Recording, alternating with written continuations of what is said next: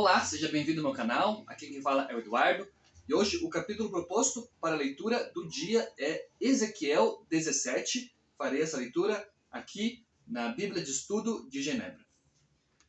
Ezequiel 17, aqui nesta Bíblia, tem como título a parábola das duas águias e da videira, e o versículo 1 diz: Veio a minha palavra do Senhor dizendo, Filho do homem, propõe em um enigma e usa de uma parábola para com a casa de Israel.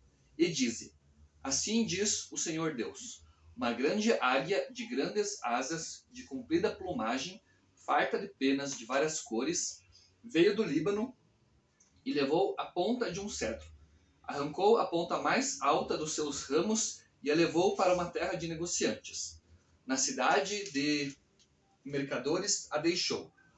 Tomou muda da terra e a plantou num campo fértil. Tomou-a e pôs junto às muitas águas como salgueiro. Ela cresceu e se tornou videira muito larga, de pouca altura, virando para a águia os seus ramos, porque as suas raízes estavam debaixo dela.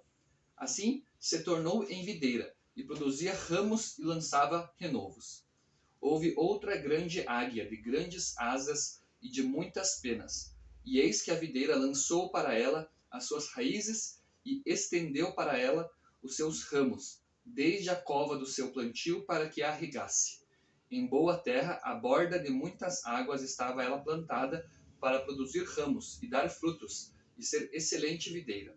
Dize, assim diz o Senhor Deus, acaso prosperará ela? Não lhe arrancará a águia as raízes e não cortará o seu fruto para que se sequem todas as folhas de seus renovos? Não será necessário nem poderoso braço, nem muita gente para arrancar por suas raízes. Mas, ainda plantada, prosperará? Acaso, tocando-lhe o vento oriental, de todo não se secará? Desde a cova do seu plantio se secará. Então veio a minha palavra do Senhor dizendo, Dize agora à casa rebelde, não sabeis o que significam estas coisas? Dize, eis que veio o rei da Babilônia a Jerusalém e tomou o seu rei e os seus príncipes e os levou consigo para a Babilônia. Tomou um da estirpe real e fez aliança com ele. Também tomou dele juramento, levou os poderosos da terra para que o reino ficasse humilhado e não se levantasse, mas guardando a sua aliança pudesse subsistir. Mas ele se rebelou contra o rei da Babilônia, enviando os seus mensageiros ao Egito, para que se lhe mandassem cavalos e muita gente. Escapará aquele que faz tais coisas?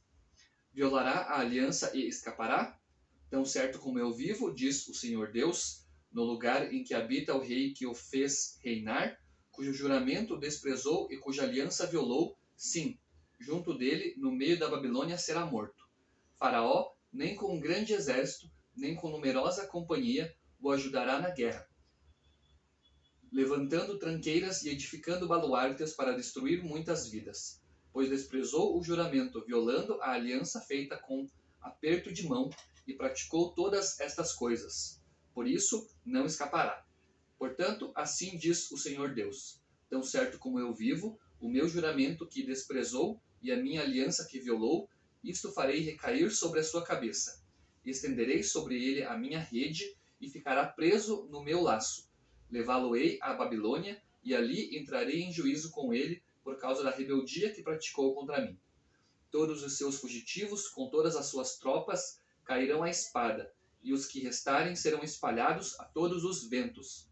E sabereis que eu, o Senhor, o disse. Assim diz o Senhor Deus. Também eu tomarei a ponta de um cedro e a plantarei do principal dos seus ramos. Cortarei o renovo mais tenro e o plantarei sobre um monte alto e sublime. No monte alto de Israel o plantarei, e produzirá ramos, dará frutos e se fará cedro excelente. Debaixo dele habitarão animais de toda sorte, e à sombra dos seus ramos se aninharão aves de toda espécie. Saberão todas as árvores do campo que eu, o Senhor, abati a árvore alta, e levei a baixa, sequei a árvore verde e fiz reverdecer a seca. Eu, o Senhor, o disse e o fiz. Leitura de Ezequiel, capítulo 17. Aqui ainda nessa tradução, um comentário diz que essa é a parábola das duas águias. Esse oráculo não é datado, mas provavelmente foi pronunciado entre as datas apresentadas no capítulo 8 e 20, que falam sobre o sexto e o sétimo ano do exílio de Joaquim. Nabucodonosor estabeleceu o cerco em Jerusalém em 588 e depois Ezequias do trono em 586. Aqui na Bíblia de Estudo NVT diz o seguinte: este capítulo usa uma parábola, um discurso em forma de metáfora que esconde e, ao mesmo tempo, revela. Também pode ser considerado uma fábula, isto é, uma narrativa que transmite uma mensagem moral sobre seres humanos por meio de elementos dos reinos vegetal e animal. O contexto imaginativo distancia a história da realidade e, desse modo, derruba as defesas dos ouvintes para que recebam uma mensagem que não é de seu agrado.